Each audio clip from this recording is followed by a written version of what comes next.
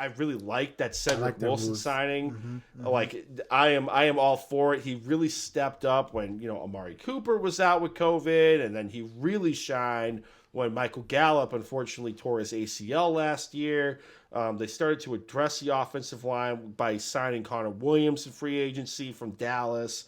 They're starting to address the running game by signing Chase Edmonds to a free agent contract. So you pair him with Myles Gaskin. And then you look at what the new head coach Mike McDaniel wants to do. He's a disciple of Kyle Shanahan. I think this is all going to start coming together for the Dolphins, and especially with that up and coming defense. I'm actually pretty excited to be for the Dolphins this coming year. I haven't heard that come out of your mouth in probably 3 years. In a very long time, right? I can't. You're saying this, and I'm like, is this Puma I'm talking to? Where's he at? Who took his body? They kept Ogba. They re-signed Ogba. Mm-hmm. That was a big thing. You got an up and coming defense. We saw what the defense did last year with Flores. I think they're still going to be on an upward track considering all the pieces they got there. And I've been begging for a running attack for the last 3 seasons now. The Teddy Bridgewater signing is a little bit interesting in my opinion. I think it's insurance for. I think it's just insurance too. If Tua does get hurt, and I think you're spot on, Puma. I'm really excited about seeing what the Dolphins have to offer this year because Cedric Wilson, I think, is low key underrated. I think he and Waddle could be like these insane weapons in that offense that your head coach runs, especially the same run zone scheme they used in San Francisco. But Cedric Wilson, he's such a shifty little guy. You pair him up with Jalen Waddle.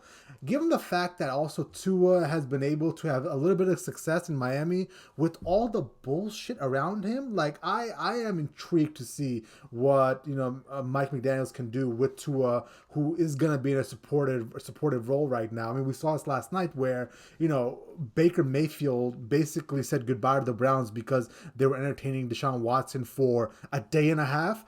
Tua had to have those rumors going on for a year straight and somehow still played through it very well. So you couple the fact that there seems to be a sense of direction. You took the Brian Flores out of Miami.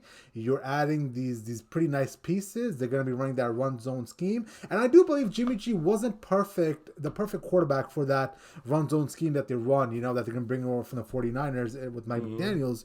I think Tua's a perfect guy for that. I think the RPO aspect with the run zone schemes that they're going to be running, I think there's going to be a potential for the Dolphins to make some serious noise. It all really comes down to the defensive side of things. And I think, from what I understand, you're okay with the defense as well right now, right? Yeah, I'm okay with the defense. Christian Wilkins is going to be there for, I believe, next season. They have the option to pick up his 5th year.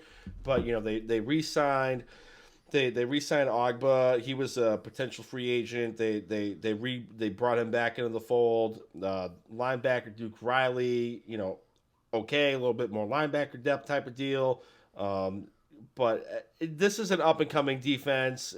I'm hopeful that the track that this defense was on is going to continue moving forward. I get it. Flores was a defensive genius. I mean, he shut down Lamar Jackson with 0 blitz, and I never thought I would see that given the circumstances. But I think this defensive core as a whole is still on an upward track. So I never thought I'd say this, Jay. Like you said, I'm genuinely excited to see what happens down in South Beach moving forward.